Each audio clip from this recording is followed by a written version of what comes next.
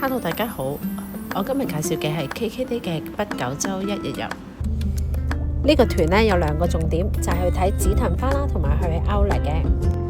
我哋7:9喺呢個博多車站嘅 Lawson 門口嗰度集合，地點呢都好容易揾嘅。今日嘅團呢唔係好多人，今日嘅領隊呢亦都係我哋嘅司機，揸架細車嘅，但係呢個司機呢服務就真係一般般啦。其實得13人，上咗車之後仲問我哋齊人未呀？第一站呢，我哋就去河內藤園，咁大概呢坐咗個半鐘頭左右。可能太早起身嘅關係啦，上車冇耐瞓咗啦，醒咗冇耐就到咗呢個河內藤園啦。發覺原來呢度仲有好多花都係未開㗎，有啲失望。我諗下個星期先嚟呢，應該呢就會好靚啦。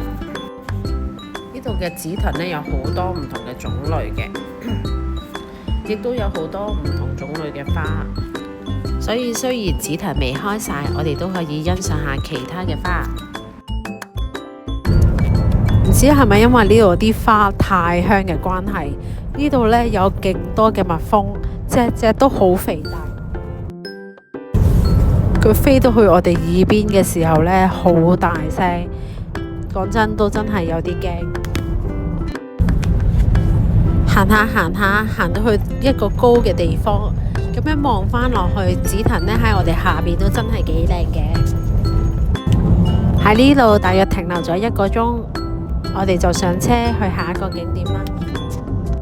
坐咗45分鐘車程，我哋就去到第二個景點 Outlet 啦。我哋呢可以喺呢度呢逗留3個鐘頭到，咁就食埋飯，午餐就要自費嘅。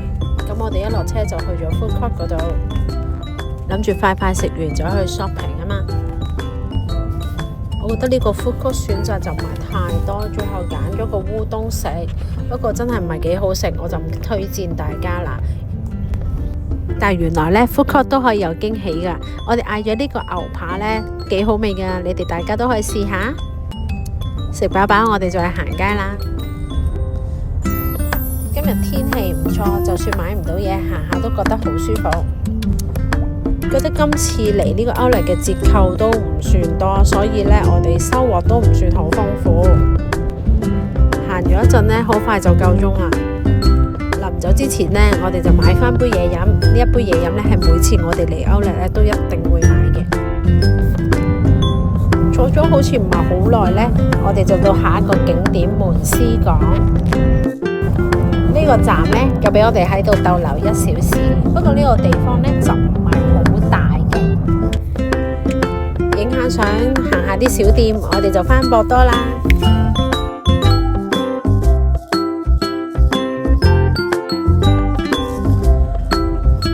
返到博多大約就6點鐘，咁今日呢個 KKday 嘅一日遊呢，就喺呢度完結啦。